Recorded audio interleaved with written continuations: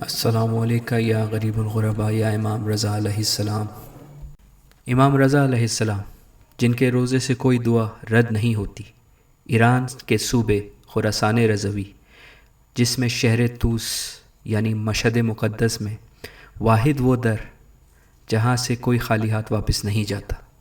جی ہاں دوستان عزیز، بالآخر ہم امام رضا علیہ السلام کے روزے پر پہنچ گئے ہیں اور وعدے کے مطابق اب آپ کو زیارت کرائیں گے۔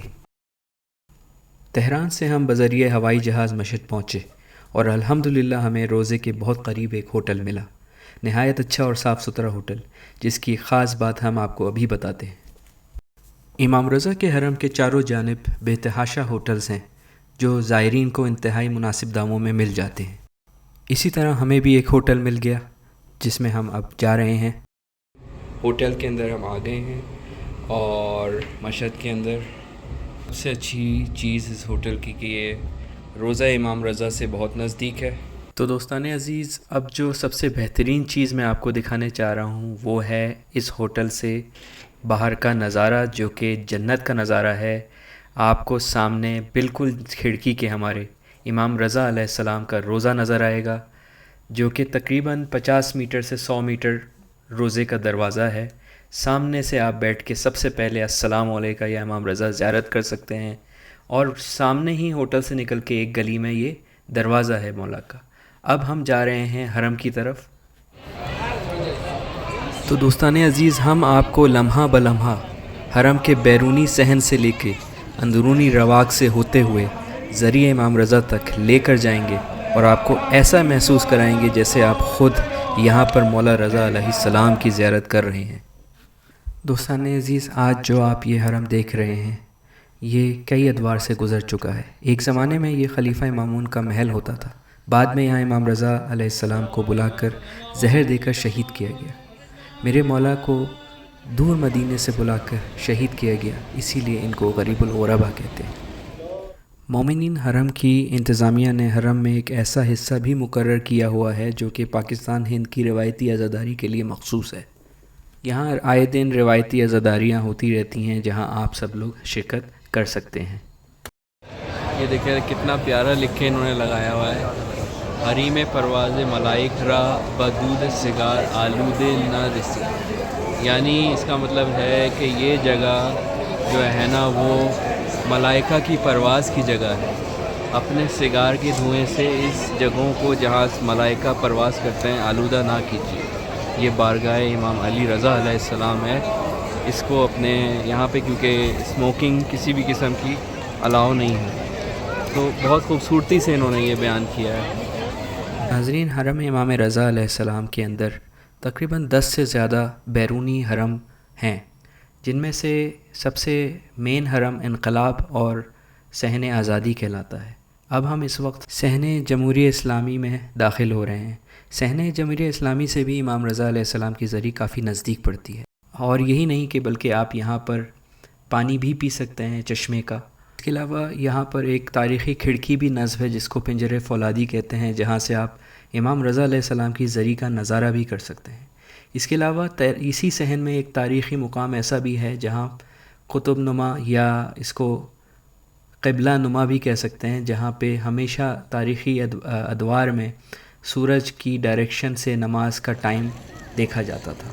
ویسے تو ذریعہ امام رضا علیہ السلام کے کئی ایسے دروازے ہیں جو سیدھے زری کی طرف جاتے ہیں، مگر کچھ دروازے خواتین اور کچھ دروازے مردوں کے لیے مخصوص ہیں۔ صحن جمہوریہ اسلامی ہمارے ہوٹل سے کافی نزدیک پڑتا تھا، تو ہم اس رستے سے بھی زری کی طرف جا سکتے ہیں۔ اب جو آپ دیکھ رہے ہیں یہ صحن جامع رضوی نام تھا اس کا، اب اس کا نام صحن پیغمبر اعظم رکھ دیا گیا ہے۔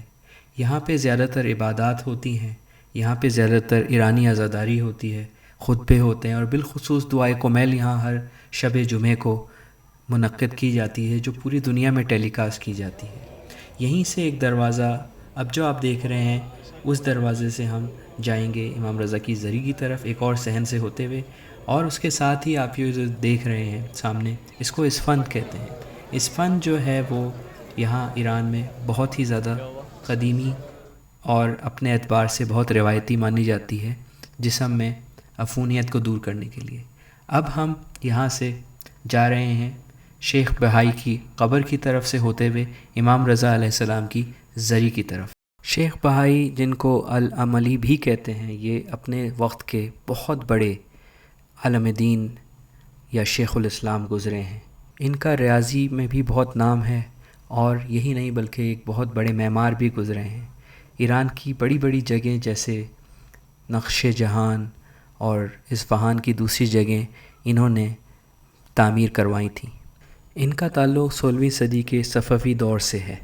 شیخ بہائی کی قبر کے نزدیک ہی آپ کو ایک چھوٹا سا صحن بھی نظر آئے گا آپ کے سیدھے ہاتھ کی طرف، جہاں پہ ایک بہت ہی معروف حوض ہے۔ سنگ مرمر کا یہ حوض بہت قدیم اور معروف ہے، جہاں سے لوگ وضو کرتے ہیں۔ دوسری جانب صحن آزادی ہے۔ صحن آزادی حرم کا قدیم ترین صحن، جس کے ساتھ ہی صحن انقلاب، جس کا پرانا نام صحن عتیق بھی مشہور تھا۔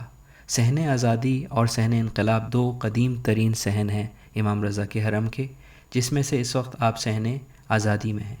صحن آزادی سے بھی امام رضا علیہ السلام کا گنبد سامنے ہی نظر آتا ہے، اور اس گنبد کے سامنے جو سنہری دروازہ ہے، یہ خوبصورت گنبد اور طلائی دروازہ جو کہ 100% سونے سے بنایا گیا ہے، بہت ہی خوبصورت منظر پیش کرتا ہے۔ یہاں سے بھی آپ سیدھا زری کی طرف جا سکتے ہیں۔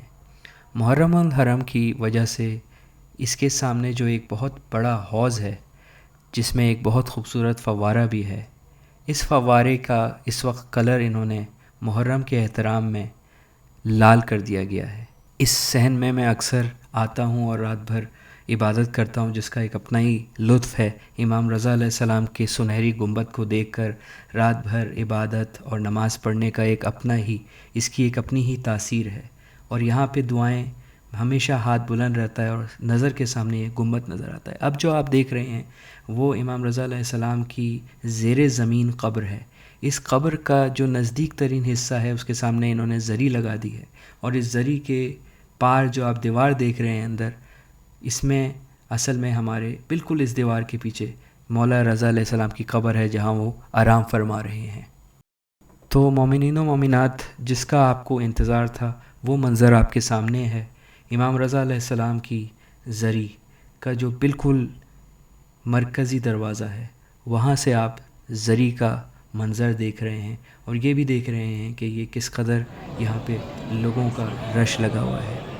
یہ میرے مولا رضا علیہ السلام کو اعزاز حاصل ہے کہ آپ کسی بھی ٹائم اور کسی بھی مہینے اس زری پہ چلے جائیں، چاہے وہ شب ہو، چاہے وہ دن ہو، چاہے برف ہو یا چاہے طوفان ہو، یہاں پہ اسی طرح لوگوں کا رش لگا رہتا ہے، اور زائرین اسی طرح آ کر امام رضا علیہ السلام کی زیارت کرتے رہتے ہیں اور زری کو بوسہ دیتے ہیں۔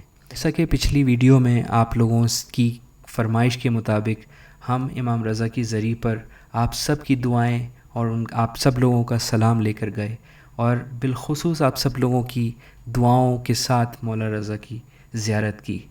آئیے زائرین مولا کی زیارت کیجیے اور اپنی حاجات کو طلب کیجیے۔ اس کے بعد پھر میں نے مولا کو الوداع کیا اس زیارت سے، اور پھر چائے خانے گیا۔ اس چائے خانے کی کیا خاص بات ہے، یہ میں آپ کو جلد ایک ویڈیو میں بتاؤں گا۔ فی الحال السلام علیکم یا امام رضا ضرور لکھیے کمنٹ پہ، اور ہمیں دعاؤں میں یاد رکھیے۔ خدا حافظ۔